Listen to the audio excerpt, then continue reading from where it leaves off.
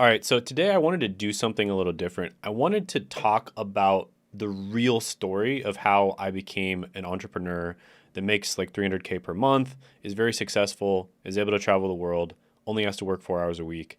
And not just tell it in the condensed version that you hear most people tell, but tell the full story with all the ups and downs, the things that make sense, the things that didn't make sense, the things I tried that failed, the things I tried that succeeded, the things I tried that kind of worked, and just tell everything exactly how it is so you can get a realistic picture of what it's going to take for you to succeed as well. And if you look at the screen here, this is a screenshot of like how much I make. This was a few months back, and you can see it's like 277,000. So this is like proof that I actually know what I'm talking about. This is my YouTube channel here. It's like 62,000 in a month.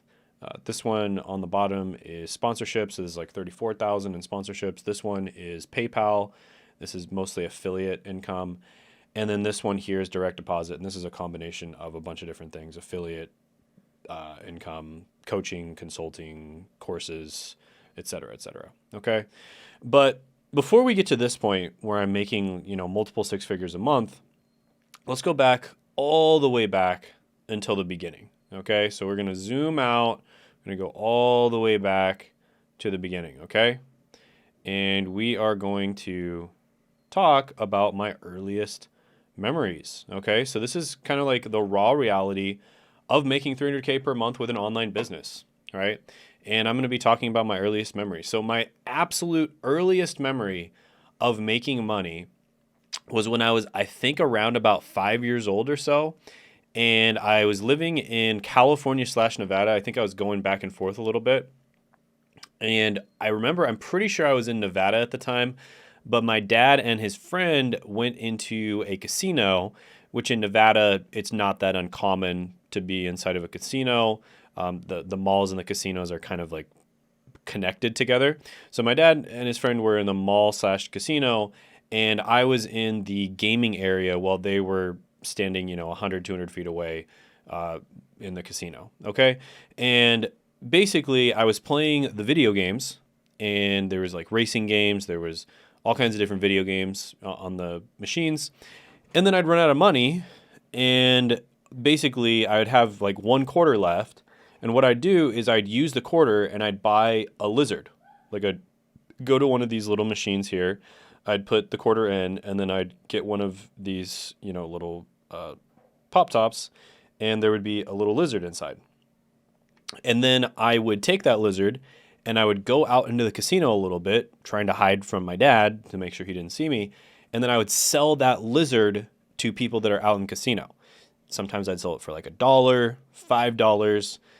It's as much as I could get, obviously, because it only cost me 25 cents. So I'd buy the lizard for a quarter, and then I'd sell it for $1 or $5. Sometimes people, if they didn't have any change, they'd just give me like $10. And I did this over and over again in order to fund my gaming addiction, because I was playing games. I was playing all the racing games and stuff like that. And sometimes they would even pay for my friends. And I just remember I'd do this over and over again. And that was my absolute earliest memory of entrepreneurship, is just buying lizards. I remember I found one dad, for instance, and he was walking back to his hotel room, and he said his son's in his hotel room, and he said, I was like, you want to buy this lizard? It would be a great present for your son. And he's like, yeah, absolutely. And he gave me $5 for it. Give me $5 for a little freaking lizard, right? And then he went and he gave the lizard to his son. I'm sure his son was happy about it. And then I also remember my dad got me this weird jewelry box. This is when I was around like 7 years old to 9 years old, somewhere around there. And my dad got me this weird jewelry box. Kind of looked a little bit like this. And basically he said you should keep your valuables inside of here. So it was kind of a test to see if I was able to have a little bit of responsibility and keep my valuable things in a place where they're not going to get lost. And so I started keeping my money inside of here and some other things that, were valuable to me. And it kind of was a genius move on my dad's part, because it caused me to start saving money. And so I got into the habit of like collecting money and then saving it. So, I would go around the neighborhood and I would, do little odd jobs. Sometimes I'd do little odd jobs for my dad, like mow the lawn and stuff like that, and, extra stuff that he wanted me to do. And then he'd give me just, a dollar or something, just a tiny amount of money. But for a kid, money doesn't really mean that much because you don't really have to use it to survive. And so I started collecting money, and I actually ended up collecting, hundreds and hundreds of dollars, maybe even close to $1,000 in money over the years. And this is a picture of me as a kid. So, just seeing like a photo of me. This was me, I think, when I was up flying in an airplane. And at some point, my dad and we moved to Sacramento, and that's one of my earliest memories is living in Sacramento, California. And I remember I would take that money that I earned when I, didn't save it, and I would go to this exact convenience store, which was just a few blocks away from my house, and I would buy these little ice cream sandwiches called It's It. And so I had kind of an incentive to, save up money and stuff because then I'd get to spend it on the ice cream sandwiches. So I was buying my own stuff. And sometimes my dad would buy it for me, but sometimes if he didn't buy it for me, then I'd buy it for myself. And as bad as ice cream sandwiches are, you probably shouldn't eat too many of them. And by the way, these are really good, and these are only in the, Northern California area as far as I know. As bad as they are, like, it's a great incentive, right? I was like buying my own food. I was earning my own money and buying my own food. I'd work, sometimes I'd do a lemonade stand, or I'd do some kind of odd job for the neighbors. I'd save up some money. They'd pay me like $5, $10, $20, whatever. I'd save up some money, and that was that. And this is the exact house. I actually went there later on, but this is the exact house that I used to live in. Obviously not the nicest house in the world, but funny enough, I lived really, really close to this lady right here, which none of you probably recognize. Her name is Dorothy Puentes, and she was actually a serial killer. So I lived across the street from the house of a serial killer. She never lived there while I was there, but she was caught a few years before I moved there. But her house has been memorialized because she was a serial killer. And, I do these like little lemonade stands with myself and like some of the kids in the neighborhood and earn money and just do whatever I could to earn a little bit of extra money. And then, around 7 to 9 years old, my dad had a really bad accident. This isn't a picture of me when I was 9 years old, but I just don't have that many pictures of my dad. He doesn't really like taking pictures. But he had a really bad accident, and he basically got his legs crushed. And so I think I was around maybe 8 years old at this point, 7 to 8. And one night he just didn't come home when he was supposed to pick me up from my babysitter. And the babysitters were acting a little bit weird. And I remember for some reason they gave me a little bit of wine, not snitching or anything. Don't worry, I won't give up their name. But yeah, they had me drink a little bit of wine. Maybe that's like their culture or something.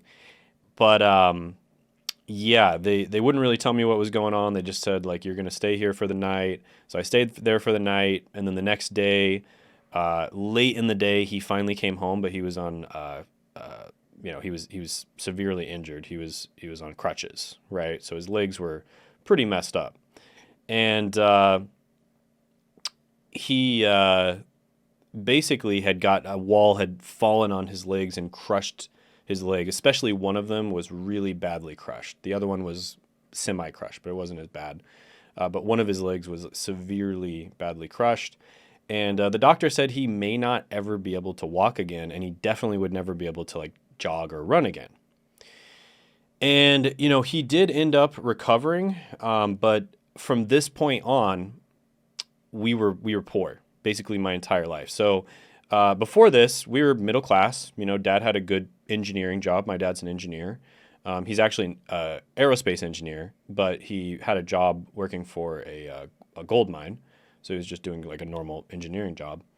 And so yeah, we had like a normal childhood. I was up to like 7, 8 years old, middle class. And then after that, we were poor. So after this, we were living in Section 8 housing, trailer parks. We were even homeless at one point. And yeah, it was rough. It was rough with the money. And I remember, so you guys remember all that money that I saved up in the jewelry box, right? Well, there was a time where my dad, in order to move, we needed to buy some special trailer equipment. We needed to buy like a hitch and the trailer itself and like all that kind of thing. So uh, my dad ended up actually asking me for money, and I ended up giving him all the money from the jewelry box. So, you know, yeah, I was happy to do it. I was happy to help out, and it made me feel pretty proud. But at the same time, I lost all my money, so I wasn't saving the money anymore, and I wasn't really in an position to make much money either. And then we ended up basically going to this place in Oklahoma where my dad took kind of an odd job, and he was working for a preacher actually in Oklahoma. So we ended up traveling all the way across the country because after he broke his legs, he was already old in the first place, so he's pretty much unemployable at that point. It was very hard for him to get normal employment, so he had to kind of take contract jobs and just odd jobs. And so one of his friends had this preacher in Oklahoma who had some jobs for him, and he was willing to pay him to come there for a summer and do a bunch of work for him because my dad does know what he's doing. Like he's a pretty handy guy. And so we went to Oklahoma and did that and made some money. And then on the way back, we stayed in this little town called Oakley, Kansas, just outside of this little town called Oakley, Kansas, just off of I-70. And we ended up staying at this hotel called the Free Breakfast Inn. And this is a picture of the hotel. It's kind of like a little bit of a rundown inn. But we ended up basically meeting the owner. And this guy was just a very interesting human being. His name was Jeffrey. And he basically owned a bunch of lions and tigers, and he owned a animal refuge. So he had like a proper 501c3 nonprofit and owned an animal refuge. And he basically had like lions, tigers, bears, mountain lions, certain types of dogs. Like he had Shar-Pei dogs. And so this guy recognized that my dad was really handy and he knew what he was doing, and he had a lot of different odd jobs that he wanted done around the property. So he's like, hey, can you stay a while and I'll pay you, and you can stay here at the hotel for free, and I'll pay you really good money to do some of these jobs. And he's like, okay, cool. So my dad ended up staying, and I ended up spending a lot of time around these lions and tigers. So here's like an aerial view using Google Earth. So this is the hotel right here. It's the Free Breakfast Inn. Here's where the lions, tigers, mountain lions, etc. were. You can kind of see like cages and stuff down there. And yeah, so I ended up staying here for quite a while. We stayed at this exact hotel for probably around a year. And then we ended up moving just a little bit of ways, and we would spend a bunch of time at the hotel. We ended up moving to Goodland, Kansas, and then Colby, Kansas as well, which was just, again, like an hour away from the hotel. And yeah, my dad ended up working for the guy, ended up actually taking over one of his hotels. And even after he stopped working for Jeffrey, we still stayed in that area. We stayed there for a really long time, about 7 years or so. So in Goodland, Oakley, and Colby, Kansas. And here's some photos of Jeffrey. Really, really cool guy. Just a very interesting guy. He was also very religious, very strong Christian faith. And he had a real connection with these animals. He really cared a lot about the animals. You can see, pictures of him here with the mountain lions, the tigers, the bears, etc. And believe it or not, I actually did go in the cage with these, some of them, even at a very young age, like around 10 years old, I was in the cage with some of these animals. And of course, supervised, but, it was a very interesting experience. Like, I didn't realize how weird it was at the time, but it was actually, looking back on it, that's very weird. Like, normal kids do not spend a lot of time around lions and tigers, but when you're a kid, you're just like, everything's new, so you don't know what's weird because you haven't experienced enough things. But he was a little bit like Joe Exotic, if you remember that documentary that came out, I think, in 2020.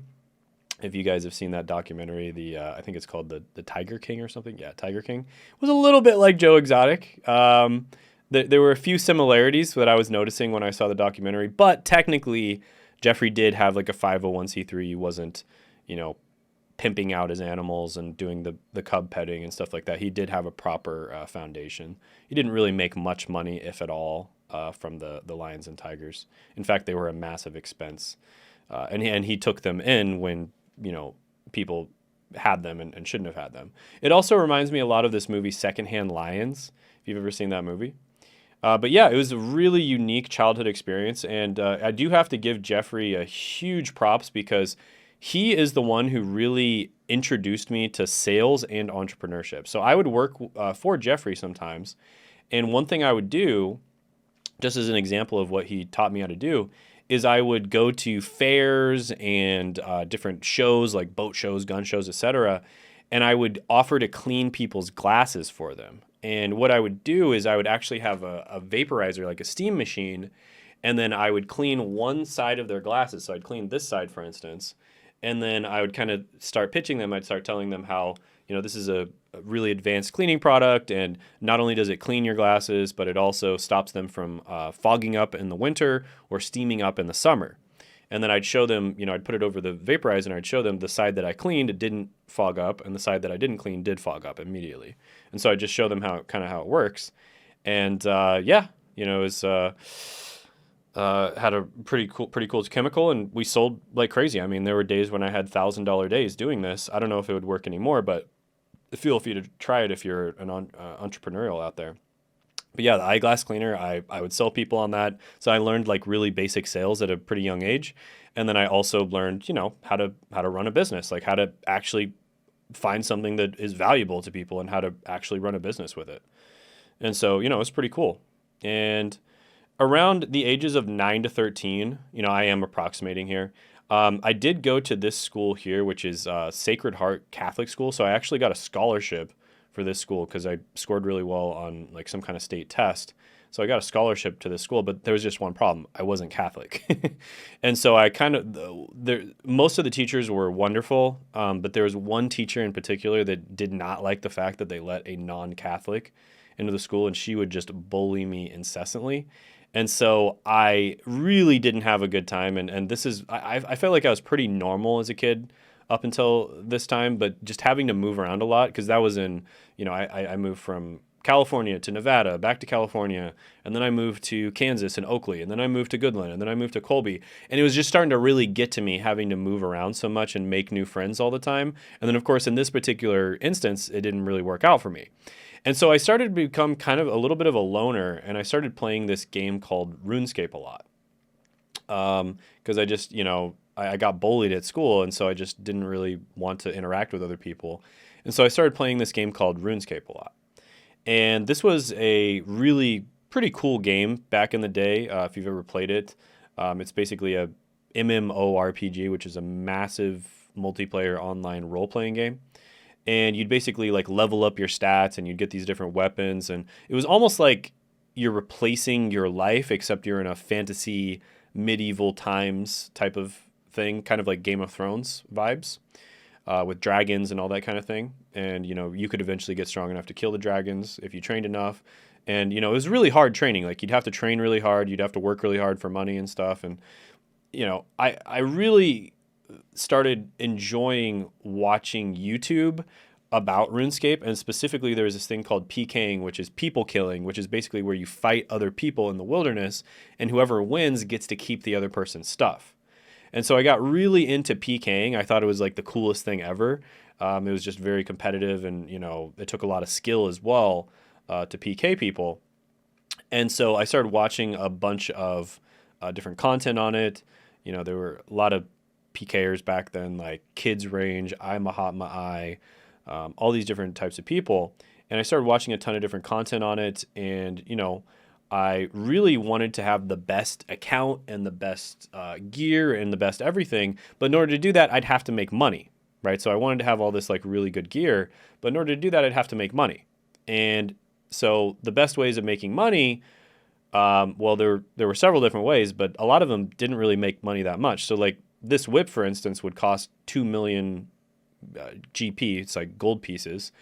And if you did normal ways of making money, maybe you'd make like 20,000 an hour if you did normal ways. And so I knew that, just to get a single whip, that was going to take me like 100 hours. And I didn't want to spend that kind of time. And all this other stuff was probably going to take me, hundreds of hours as well. And so I started doing this thing called being a merchant. So I started buying and selling stuff.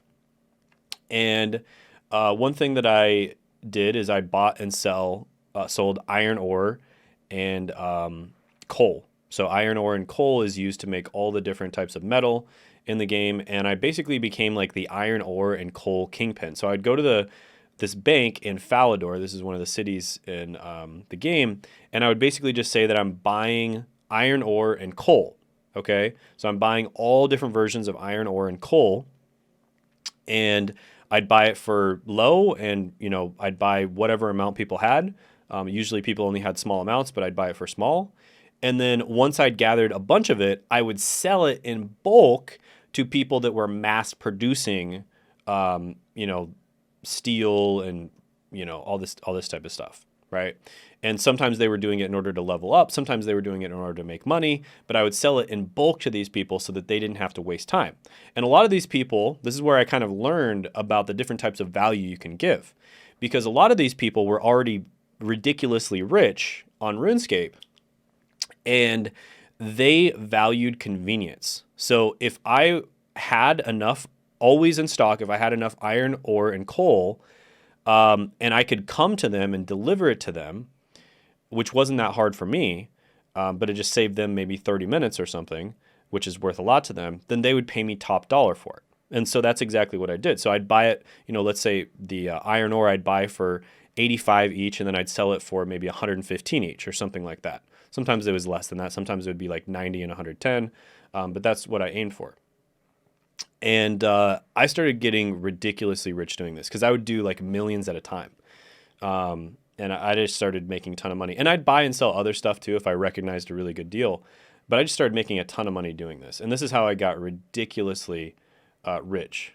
And I started, again, I was doing it because I wanted to be like some of these awesome people. So like Mike Hell Pro, I Mahatma I, Kids Range, Elf Mage, Zizima, and Lynx Titan were people who had a lot of 99s. And I also wanted to train my strength. In order to do that, you had to have a lot of money to do that. And so I trained my strength to 99 strength as well, which is what you wanted to have in order to make a really good PKing account. And around this time, I was also living in a trailer park. So I would literally do most of this while I was at the library. So I'd play RuneScape at the library. I'd go to my local library. I'd check in for an hour. I'd get a little hour time slip, check in, and then I'd be able to play the game for an hour. And then, I'd go back and I'd do another one an hour later, et cetera, right? And also around this time, I started making videos and then I would post them on YouTube. Now, I wasn't trying to get rich or anything like that, but I literally started making my first videos using the local library's computer. I didn't have a phone and I didn't have my own computer. I just used the local library's computer, and I started making these PKing videos and I started getting, a little bit of views. Now, unfortunately, I used copyrighted music in these PKing videos because I was like 10 years old or something. And they got deleted, and I don't have them, which sucks big time. I really wish I still had those videos because that would be awesome. But yeah, I used copyrighted music, and they got deleted. But eventually, my dad and I moved to Lawrence, Kansas. So we went from Colby, Kansas to Lawrence, Kansas. We stayed in the Colby, Goodland, Oakley area, which is all within an hour of each other in western Kansas for about 7 years. And then we moved to Lawrence, Kansas. And unfortunately, when we did the move, a series of unfortunate events happened. My dad had some health issues. We got some money stolen from us. Basically, a series of unfortunate events. We had a car breakdown, et cetera, et cetera.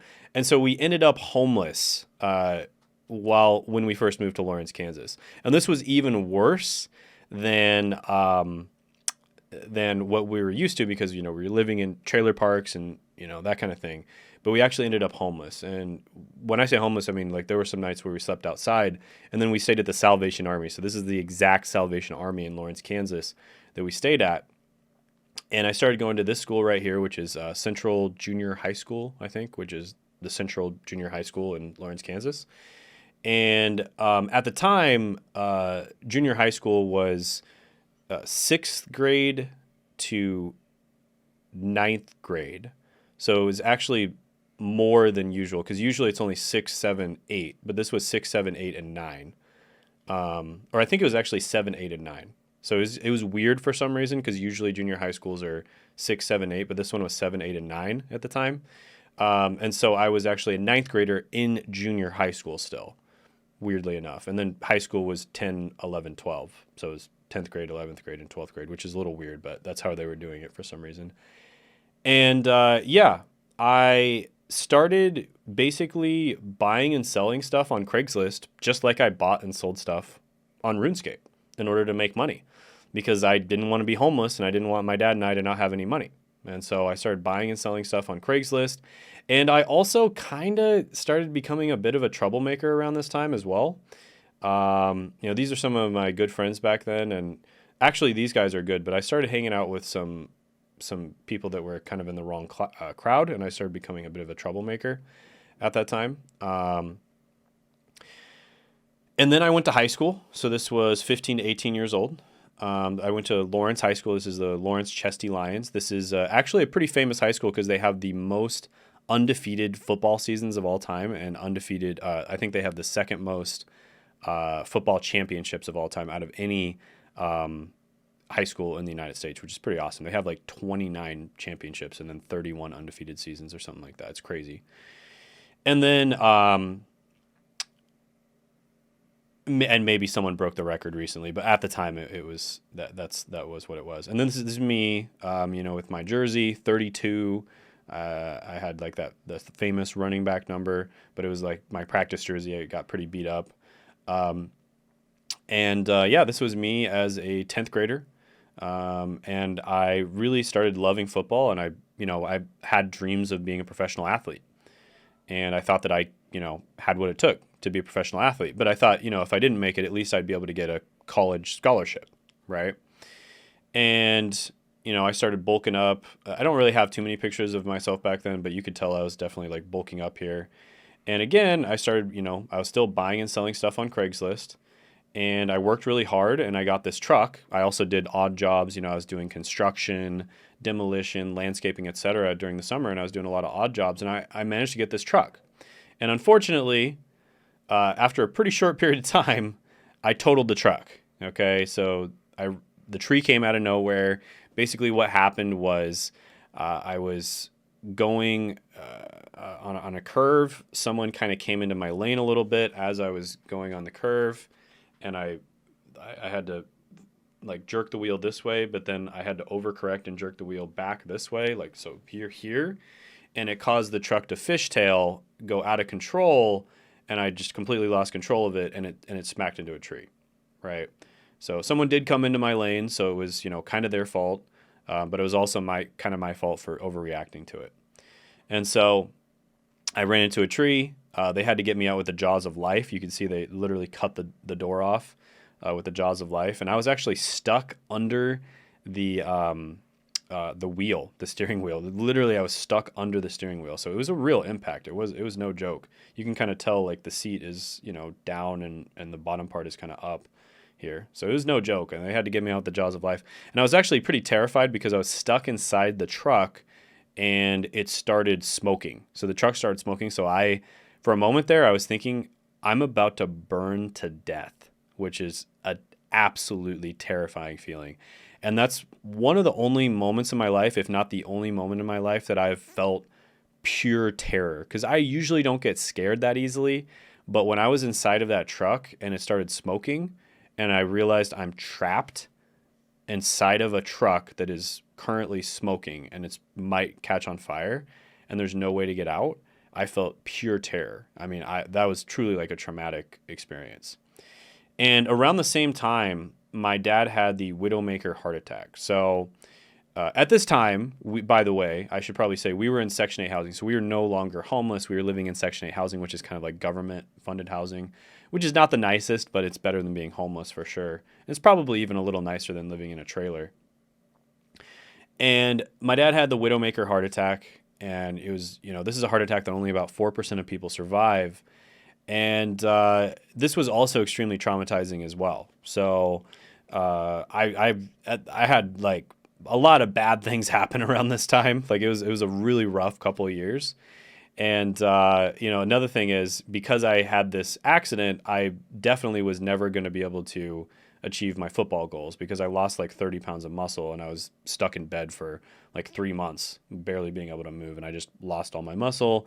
And I just realized, like, man, I'm not going to be a professional football player. In fact, I probably am not even going to be able to get a college scholarship.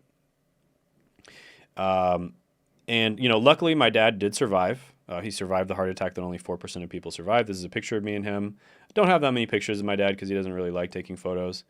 But yeah, it's a picture of us. And, around that same time, myself, after my accident and his heart attack, I think this was on like St. Patrick's Day or something like that. We went to an Irish bar and had a nice dinner and meal. And he was taking this medication called metoprolol succinate. And this was a medication to basically keep him alive. Because if he didn't have this, he would just have more heart attacks and eventually one of them would kill him. And I kept on going and picking up his medications. So I'd go to the local pharmacy and I'd pick up the medications. And, I'd started becoming really curious about these things. Because before this, I have to admit that both my dad and my mom were a little bit kind of hippies, I guess. Like, I'm not, that's not quite right, but basically they believed in just like natural stuff and prevention instead of taking medications. And, my dad would barely ever, before he had his heart attack, he would barely ever even take an aspirin for anything, like, or a Tylenol or an ibuprofen. Like, he would just avoid taking medications at all costs. And the same thing with my mom. And I kind of, so I was kind of like anti-medication a little bit, but then I started looking into this and I started realizing that, this medication is literally keeping him alive.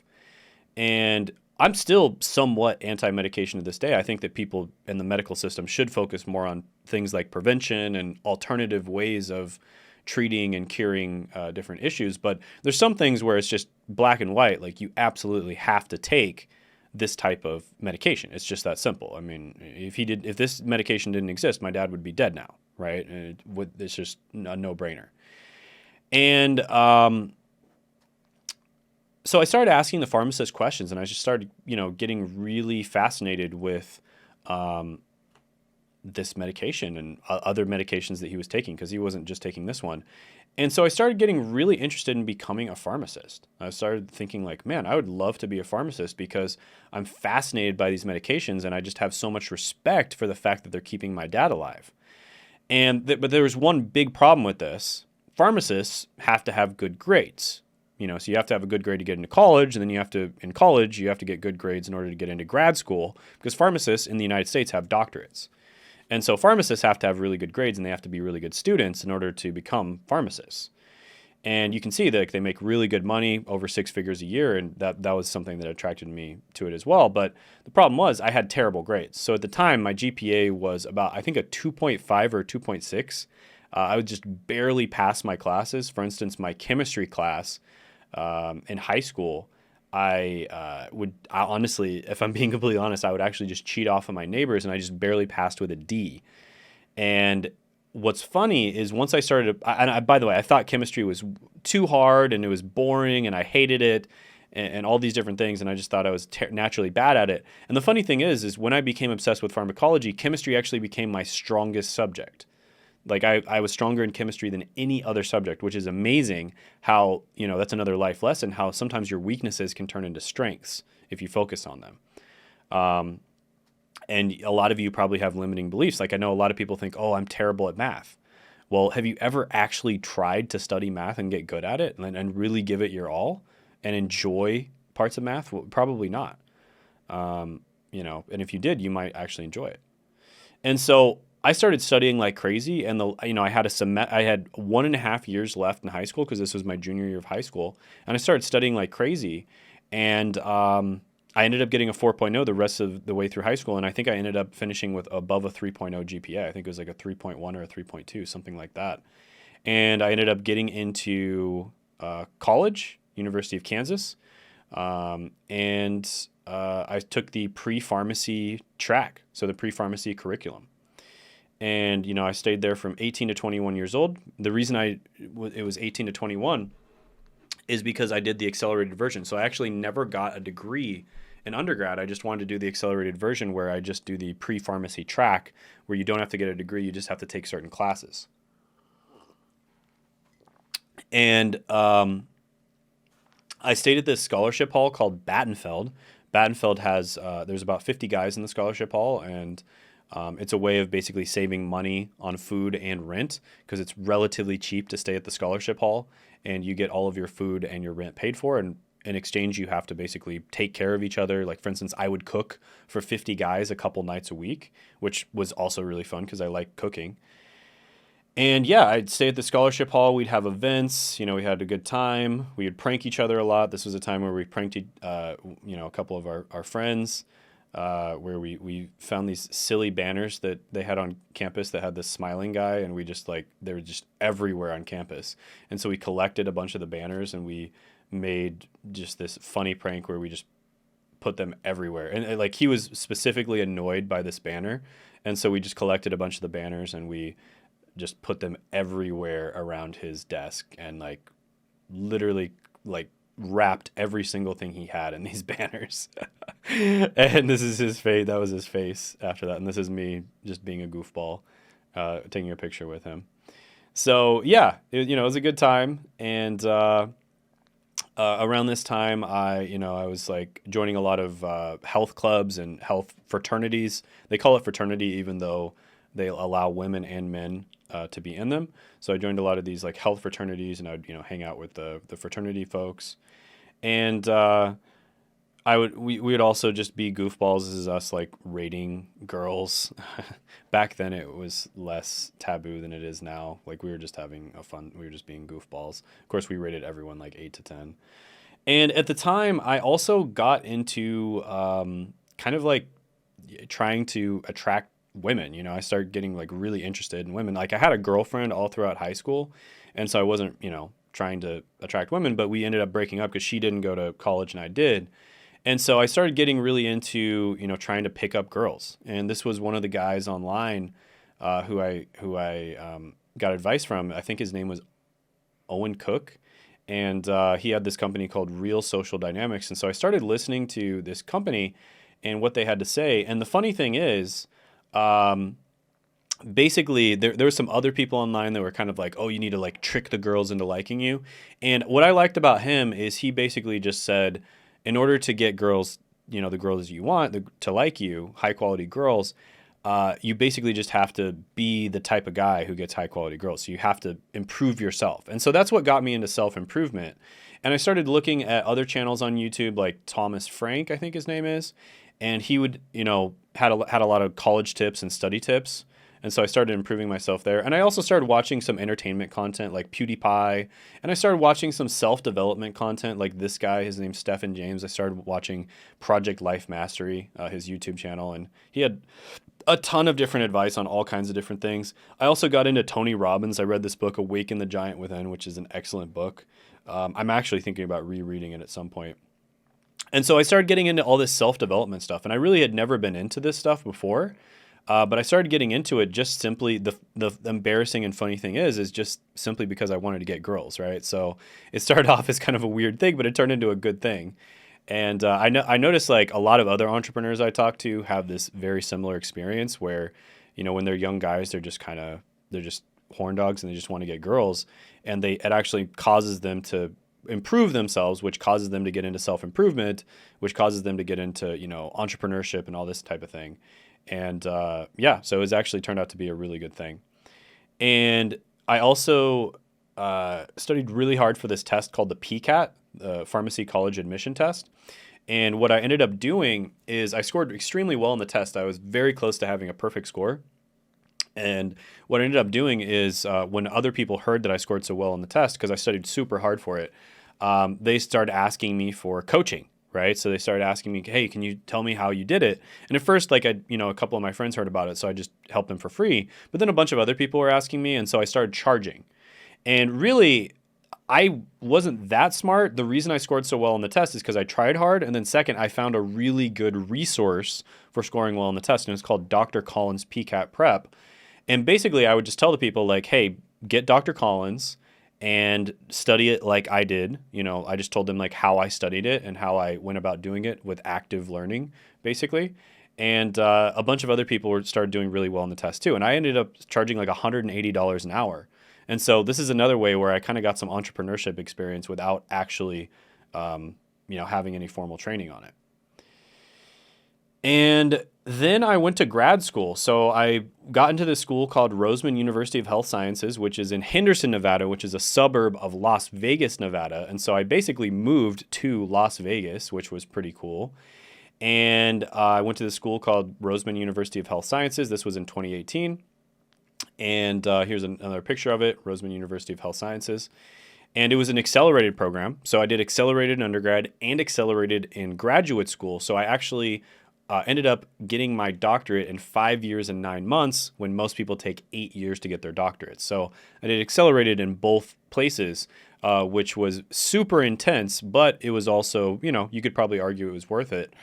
And, here's another picture of me at being a pharmacy student at one of my rotations. Here's a picture of me with some people in my class, me being a goofball down here. And this is us partying as well. We went to Omnia nightclub. This isn't like a picture of us, but this is a picture of Omnia nightclub. We would go out and we would party in the nightclubs quite a bit. This is us downtown in Fremont.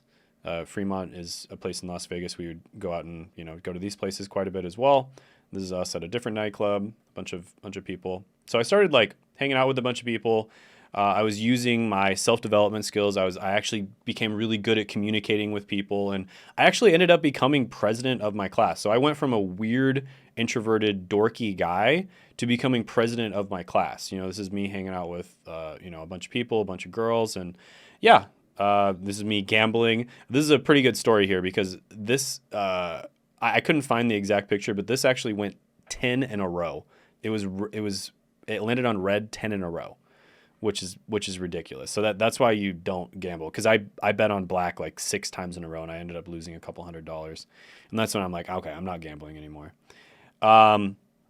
This is us going to a really nice restaurant called Picasso in Las Vegas. It's the first Michelin star restaurant I ever went to. One of the nicest restaurants I've been to this day, honestly.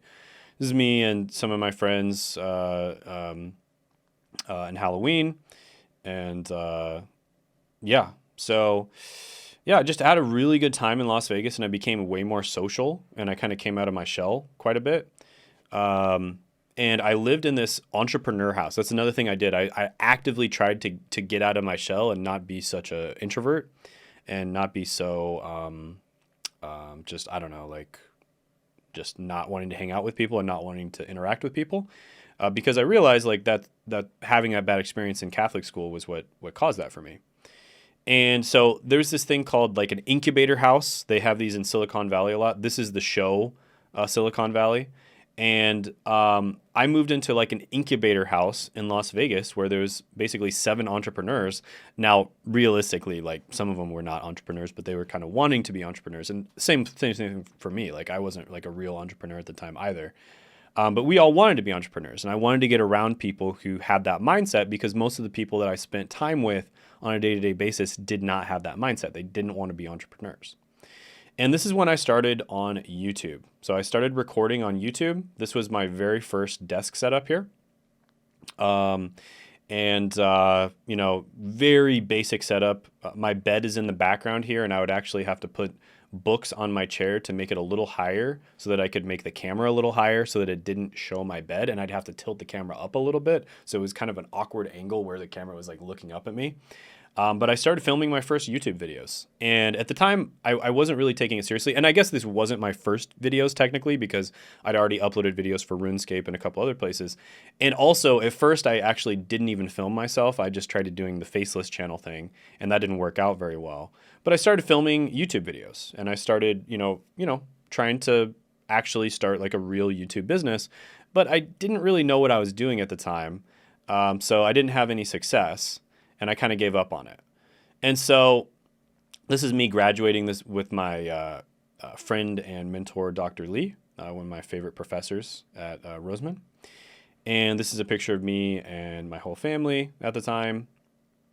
And this is a picture of me when I went to this guy's house who was a friend of someone who was living in my incubator house, and he was rich. He was rich and successful, and he had this, really nice car. I think this is like a Lamborghini. Maybe one of you guys knows. Maybe it's a Ferrari or something. It was like a really nice car. I can't tell from this angle.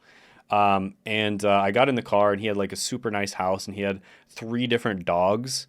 One of them was named Obama. The other one was named Trump, and the other one was named Hillary. And they were different colors. So there was like a black one, a brown one, and a white one, or a black one, an orange one, and a white one, which I thought was hilarious.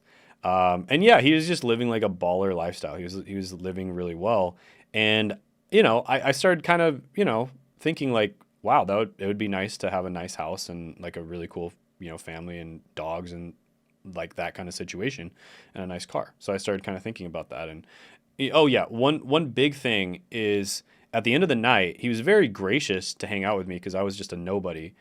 And at the end of the night, he basically told me, he held up a camera and he pointed to the camera and he was like, if there's one thing from this night you take, because he was giving me a lot of advice, there's one thing from this night that you take away. So this camera will make you rich. This camera will make you rich. Don't forget that.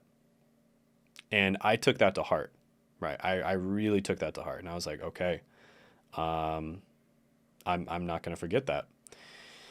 And then I graduated pharmacy school and I moved to Seattle, Washington. And this was actually, I was living just outside of Seattle, and I kind of floated in that area. The exact city that I lived in was actually Bellingham, Washington, and I floated around that area. Floating is where you go to different pharmacies as a pharmacist. So I got my first job as a pharmacist. This is a picture of me working when I first started, and I'm bright-eyed, bushy-tailed. I'm actually really happy in this photo. And, this is a picture of me on my day-to-day. And I'm not going to lie, like when I first started working as a pharmacist, I was pretty happy because you make about $10,000 a month. Like that's good money, right? $10,000 a month is really, really good money, especially for a poor guy. Like I was a poor kid. Going from being poor to $10,000 a month was nice because I could just buy stuff. Like I could just buy whatever I want, right? Like if I wanted to go to a restaurant, I could just go.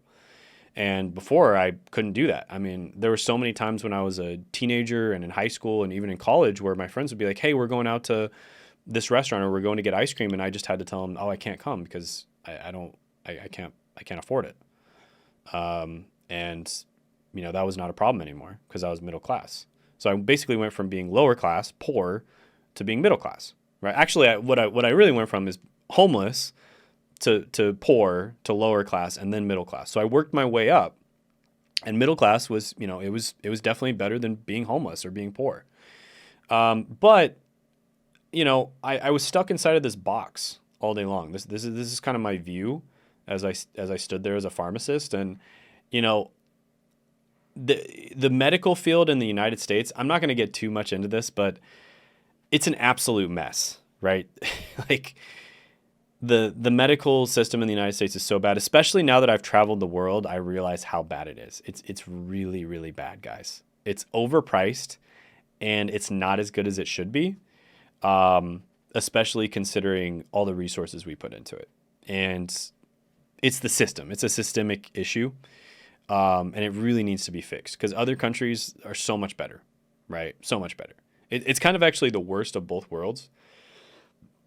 I don't want to get into it too much, but it's like it's pretty bad. Like Thailand, for instance, has phenomenal healthcare, right, compared to the United States, especially for the price. But I digress. Not medical advice.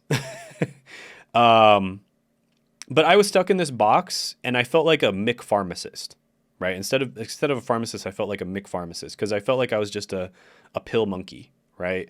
I wasn't really using all my knowledge that I studied so hard for.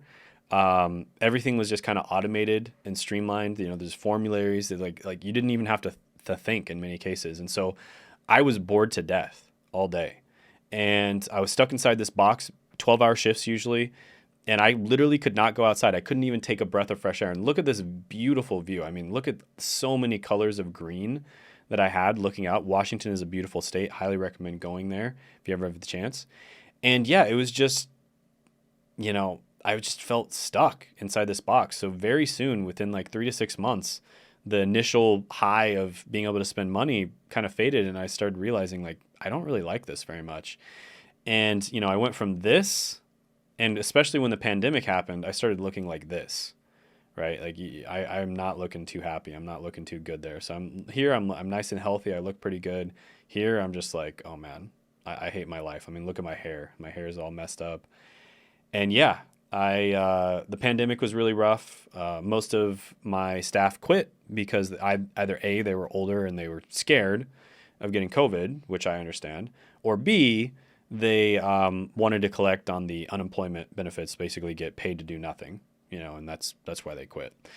And so I started working like an absolute dog because I was doing like 3 to 5 people's jobs, and it got really stressful. Plus, we were going through a pandemic. There's a lot of stuff going on. People were freaking out. And at the same time, air conditioner broke. We couldn't find somebody to fix it. So super hot. And we got robbed like 3 times in a 6-month period, right? So because everyone's wearing the mask, so you can't really tell, right? It's like really easy to rob stores when you're wearing a mask. And so yeah, COVID, it was crazy.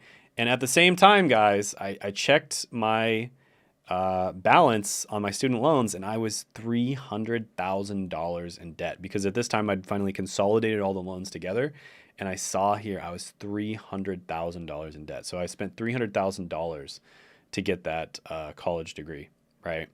And I started having some second thoughts. And around this time, I started, running into these people on YouTube, kind of like Kevin David, people like Kevin David, people like Ty Lopez. And I started buying their courses because I wanted to escape, right? I wanted to escape the 9 to 5. I wanted to escape the corporate job, being a MIC pharmacist. And I started listening to these people's YouTube channel, and Kevin David specifically. I don't want to be too mean.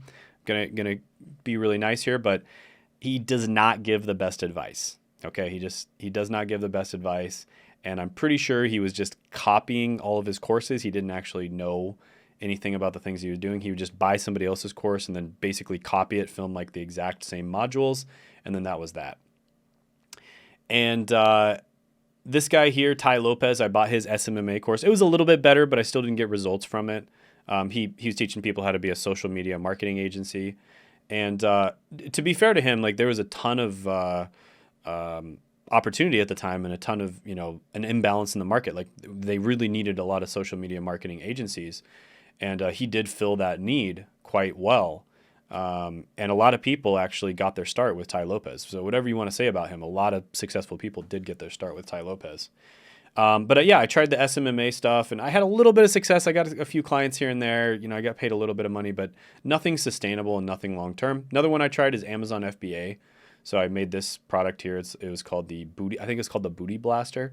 And it was like a product where you put it around your waist and then you'd kick back. You'd like attach it to your leg and then you'd kick back, and it apparently would work out your glutes, your butt. And it was a work at home type of thing. So I thought it'd do well. Didn't really work out. Lost a lot of money on that. And another one I found was Sam Ovens Consulting Accelerator. So this guy's name is Sam Ovens. And what I really liked about this guy is at this time, I actually bought other courses as well. At this time, I'd bought a lot of courses and, I'd heard a lot of the flashy marketing stuff. I'd bought courses from people who had the flashy lifestyles and, they had the generic stories, and like I'd gotten fooled by the flashy marketing and, people that were traveling the world doing whatever I wanted to do. And this guy came along and he was basically just like, listen, entrepreneurship is going to be painful. Becoming a successful entrepreneur is going to be hard. And it was very similar to Real Social Dynamics, where instead of telling you to do tips and tricks, he was basically like, you need to improve yourself as a human being in order to have success, right? And with the Real Social Dynamics, their message was, in order to have success with women, you need to become a man who deserves to have success with women. So you need to improve yourself as a human being to have success. And that's not something a lot of people want to hear. A lot of people want to hear that there's an easy button where they just push the button and that's it, right? They're good to go. A lot of people don't want to hear that. But that wasn't Sam Ovens' message. Sam Ovens' message was very similar to Real Social Dynamics in that, if you want to have success in business and have success when it comes to money, you need to improve yourself as a human being. And that was a message that I needed to hear. And Shane from a year before fell for all the flashy marketing stuff. But at a certain point, Shane, who had learned a little bit and gotten a little wiser, realized like, this is the guy, I need to buy his course. And I did. I bought his course. It was called Consulting Accelerator, and it was an excellent course. And this is what really got me my first success and like my first real sustainable success in business is taking this Consulting Accelerator course. And we're talking about online, right? Because I'd already had some success like selling eyeglass cleaner and stuff, but we're talking about online, something that's scalable. And at the same time, I started following Graham Stephan, and I became really inspired by his income reports. He talked about how I built 6 income sources that generate $59,000 per month. I became really inspired by these income reports, and I started really enjoying his YouTube channel as well, just learning about personal finance, and I thought his stuff was really good. And he also had a YouTube course which I bought. And by the way, I don't think these courses are available anymore because this was a while back, but especially the Consulting Accelerator course, it's not available anymore. And his YouTube course was pretty good. It was definitely one of the better courses I bought. I bought like 15 different YouTube courses. That's why I'm able to make a really good coaching program. By the way, I do coach on YouTube. You can book a call with me down in the description, the pinned comment below, if you made it this far in the video. But yeah, I had some success with Sam Ovens, and really the thing is it's not the business model he taught, because I don't know if he taught like a business model that was any better than any of the other business models, because I think every business model works. It was the fact that he focused on improving yourself and your mindset. Like you're not just trying to make money, you're trying to become a person who deserves to make money, right? And that's a big shift. That's a huge identity shift. I'm not trying to make money. I'm trying to become a person who gives value, and in return for that value gets money. I'm trying to become a person who deserves to make that kind of money, right? And that was the big mindset shift. And at the same time, I kind of ran into my first money mentor, which was Sam, and he had a successful YouTube channel, and he basically moved from Lebanon, and basically, when he moved to the U.S., he was an immigrant from Lebanon, and he couldn't get a normal job because he didn't have the right, green card or what, I don't know, like how that works, like permit to get a normal job. So he basically was forced to start a business because he couldn't get a normal job. And so that's what he did. He started a business, and he had success with it, basically because his back was against the wall. And YouTube was one of the ways he got clients, and he was making, a good 6 figures per year. Teaching people photography. He was a photographer, and he'd do it on YouTube. And so he basically, took me under his wing and kind of taught me the ropes on YouTube as well. And because of all this, I started really trying hard on YouTube. I was like, okay, I'm not going to give up this time. Like, I'm going to make YouTube happen, because I tried a bunch of different business models, and, I'd had varying levels of success. I had a little bit of success with consulting, but I needed a way to get clients, right? Because I took Consulting Accelerator, but I needed a way to get clients. Like, how do I get clients? And it became more and more obvious that YouTube was the best way to get traffic, right? You need eyeballs on your product in order to get people to buy your product. And so YouTube was the best way to do it. And, I don't want to overemphasize here, guys, or underemphasize, I failed at a bunch of different business models. Like, name the business model, I probably tried it and failed, right? And it was mostly because of my mindset. My mindset was wrong. Like, the business models work. It's just that your mindset's not right. And that's why I really like to help people with their mindset. And that's one thing that I focus on when I'm helping them, is because that's what really helped me, is getting their mindset correct. And I could probably make more money if I sold some kind of get rich quick, flashy kind of thing, but I want to actually get people results, right? And so I have to help them with their mindset in order to get them results. And so I started really trying. I started drinking coffee. You can see this in medical terminology. This means by mouth every 4 hours as needed. So I started drinking a lot of coffee, started, working really hard trying to, make good scripts and good YouTube videos. I set up like a little bit more of a legit studio. You can see this is actually a gray bed sheet that I put in the background. So I had a gray background. If you watch my early videos on my channel, you'll probably see this gray background. And yeah, that's a bed sheet. It's not paper. It was a bed sheet at first. So I had like a really makeshift little studio. Got like, a little bit nicer camera. Before I was basically filming with potato. So I got a little bit nicer camera, a little bit nicer audio. And yeah, I started making videos and started really taking it seriously and treating it like a business. And I started getting traction very, very quickly at this point. Once I started treating YouTube like a business, I started getting traction fast. And you can see here, I'm getting like 1,600 subs in a day. At the time, I was also reading things like The Compound Effect, which is a really good book. I highly recommend it. And it basically shows that when you make good choices, you might not see any tangible effect from those choices right away. A lot of the time it'll happen down the line. It might happen 6 months down the line or a year down the line, et cetera, et cetera. But eventually it'll compound. It compounds in a positive direction. And so whenever you're thinking, oh, should I eat that cookie, for instance? If you don't eat the cookie, that's a positive choice, right? You made a positive choice, unless you're just trying to treat yourself, right? If you're on vacation, don't worry about it. But you know what I mean? Like positive choices compound, and then it makes it easier to make your next positive choice and your next positive choice and your next positive choice, et cetera, et cetera. And then after a while, you become a freaking millionaire. And that's how that works. And, I had my first banger video, which was the most useless degrees. I was making videos on a lot of different subjects, but this is the one that really took off. I also read this book, The One Thing. This is an excellent book.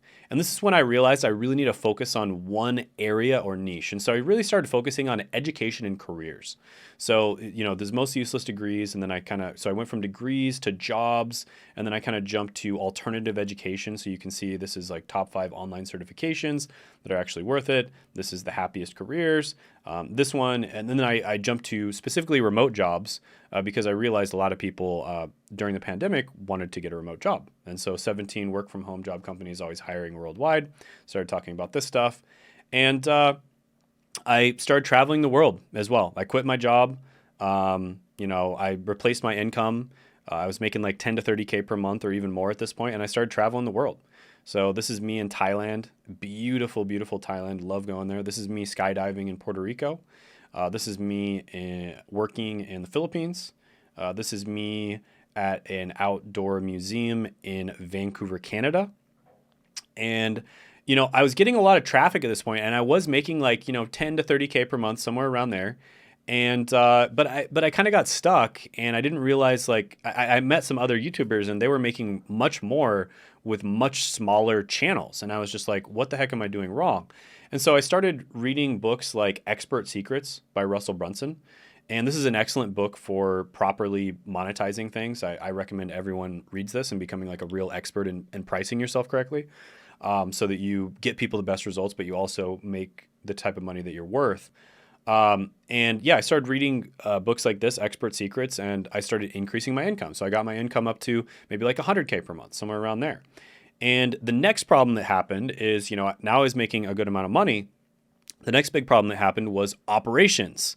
So I was like a chicken with my head cut off doing everything for my channel. And, I'd hired a few people, but it gotten to the point where the team was big enough to where it becomes a bit of a mess, right? Operations become a problem. And if you're a business owner and, you know what I'm talking about here, because once you have enough people, it just becomes a huge mess when you're trying to get people to do the right thing. And so I read this book, Traction, by Gino Wickman, which is one where I highly recommend. Once you have, like, let's say 10 employees, maybe 10 to 15 employees, you need to read this book because it's going to help you with operations and it's going to help you with organization of your company. Excellent book. Excellent book. And so this book allowed me to scale my business, get up to the multi 6-figure per month level, and it allowed me to get it to where I only have to work 4 hours per week. This book and other books that I read like it. And also same thing with Expert Secrets. It wasn't the only book I read. I read a bunch of different books on sales and marketing, et cetera, but these were some of the best ones. And I learned how to actually scale my business. And so this is basically what allowed me to make this ridiculous amount of money that I make per month now, right? Is becoming an expert at 3 things. The main thing, the biggest thing is content creation in order to get traffic. Doesn't matter how good your product is, doesn't matter how good your marketing is, doesn't matter how good your sales is. If you don't have eyeballs, if you don't have traffic, eyeballs looking at your product, nobody's going to buy it. It's just that simple. So content creation is by far the best way to get traffic. It's better than paid ads. It's better than cold outreach, cold email, cold DMing, cold calling. It's better than any of those. And it actually works in conjunction with those ones because whenever you cold outreach to someone, they're probably going to look you up online. And if you have a personal brand, well, guess what? They're going to be much more likely to work with you, right? So it helps with that as well. And but it stands on its own, and it works in conjunction with other ways of getting clients and getting traffic as well. And it just grows over time. It's like an investment. Every single time you make a video, for instance, it's almost like you just hired an employee and they're just going to work for you for the next 20 years for free, right? It's like every single video, just like 24/7. There's videos right now. There's thousands and thousands of people watching my videos right now, and a few of those people are going to buy stuff. And it's just that simple. And the ones that don't buy stuff, I made AdSense revenue from, right? So it's totally fine. And I've given a ton of value. I've helped a ton of people. I've helped a ton of people get jobs with obviously my main channel. And then with my second channel, which I just created. And by the way, here's my main channel if you've never seen this before. Because a lot of people are actually discovering me now through my second channel, which is awesome.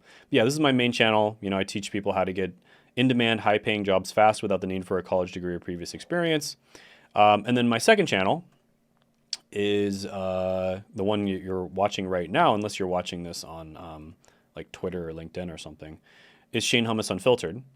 And yeah, this is a channel where I basically teach people how to start personal brands, right? So I teach them how to grow their YouTube channel, right? So the first big skill that I learned was content creation. Then I learned how to monetize, right? So proper monetization, how to actually make money from your content, not just from ads that show up on your channel, but how to actually properly make money from your channel. And then I learned how to the operation side of things. So how to actually scale your channel, how to make it to where you have a business that's working for you, and it's not the other way around where you're like running around like a chicken with its head cut off, trying to make content all the time. And how to properly make that content in a way where it only takes you about 4 hours a week, because that's all I have to do to maintain my main channel is about 4 hours a week worth of work.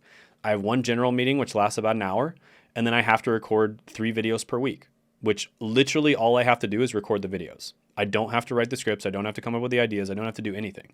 On my main channel, it's all automated. Other people do it for me, right? And the content's better than ever, right? You know, like people are loving the content more than ever because those other people can work really hard creating the content, and then all I have to do is record it. And I have a system set up. It took me a long time to figure this out on exactly how to do that. You know, there's not that many people out there that can honestly say that they make multi-six figures per month while only having to work 4 hours a week to maintain their channel, right? There's not that many people out there that can say that. And I am one of those people.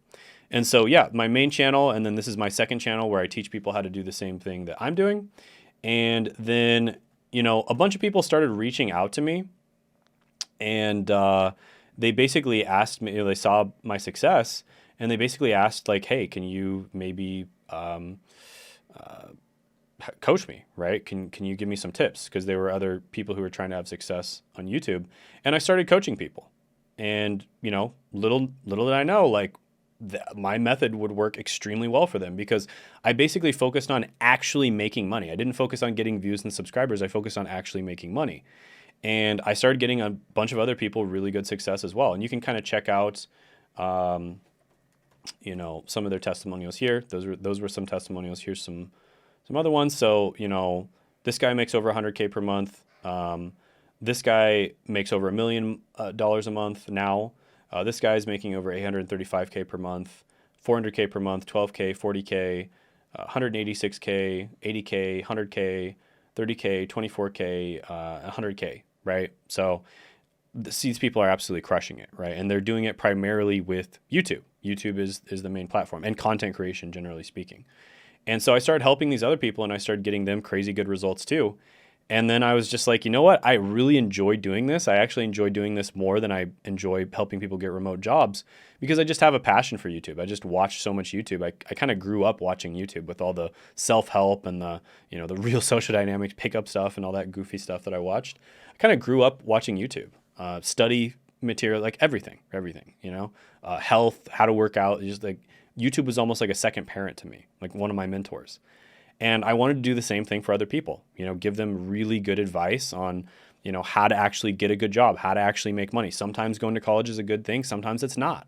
And I wanted to give some realistic and good advice on YouTube that I wish I had when I was young. And that's exactly what I did. And then the same thing now is I want to give really good advice, helping people to actually make money on YouTube. And typically I do work with business owners. or high level professionals. So I'll work with like agency owners, coaches, consultants, online service providers, course creators, or just creators in general, people who are, maybe have big Instagram accounts and they're trying to grow on YouTube, that kind of thing. Those are the types of people I typically work with. But I've also worked with companies before, once in a while as well. And yeah, it's just a lot of fun for me, and that's what I do now. And that's kind of what I plan on doing for the next little while. I can't really see myself doing anything else. I love doing it. It's super fun for me. And yeah, that's basically my story, guys. Yeah, that's about it. So that's where I am now. Maybe I'll have more cool stuff to tell years from now. I did have to leave some stuff out, but I was pretty thorough with it. I mean, this is an hour-long video, so I was pretty thorough with it. But yeah, that's basically my story in a nutshell. And yeah, hope you guys enjoyed. Check out the other videos on my channel. Check out the coaching and consulting in the pinned comment and the description below. And also, I have some freebies down there too, or most likely I do. So you can check down there, check those out.